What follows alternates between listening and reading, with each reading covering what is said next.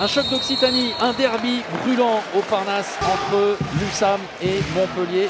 Une revanche par rapport à la saison dernière.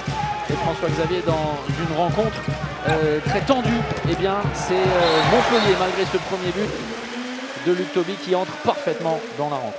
Ah oui, Montpellier bien en place en défense, avec un dispositif plutôt 1-5.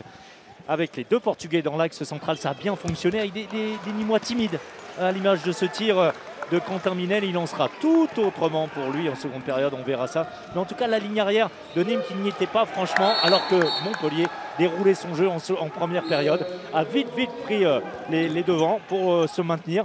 Tout était cohérent. Alors, on ne va pas parler, il y a eu quelques situations comme ça, qui prêtaient à discussion, et notamment les fameux passages en force. En tout cas, Montpellier ne s'est pas attardé là-dessus, à réaliser son match en première période bien en place. C'était essentiel pour l'équipe de Patrice Canaillé de bien se mettre devant dans ce derby qui est par définition toujours très chaud.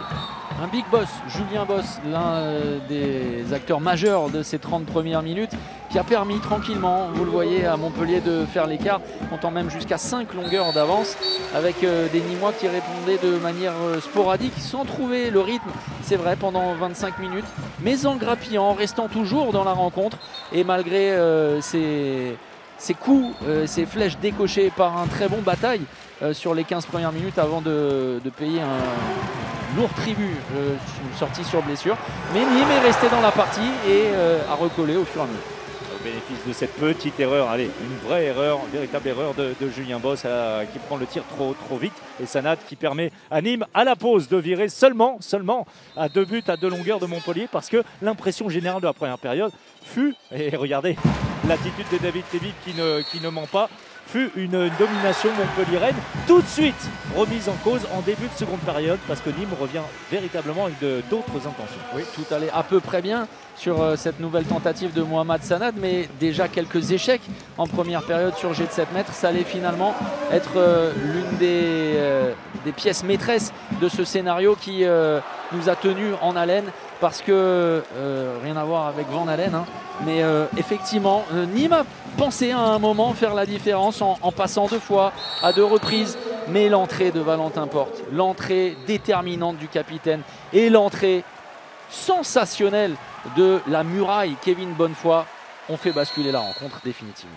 S'il ne faut en retenir qu'un, c'est lui, évidemment, Kevin Bonnefoy. Une entrée incroyable sur 7 mètres, à 6 mètres, tir de loin. Il a été omniprésent, dégoûtant les Nîmois qui, à ce moment-là de la partie, ont les meilleures occasions de marquer facilement, comme on dit, comme quoi même un 7 mètres n'est pas facile.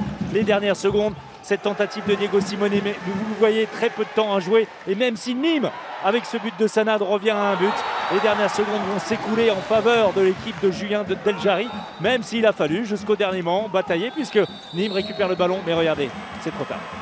Oui, et contrairement à la saison dernière, et regardez la rage et la joie du président du MHB, Montpellier va s'imposer sur le même score que Nîmes il y a quasiment un an, jour pour jour. La joie évidemment de Montpellier et d'un immense Kevin Bonnefoy.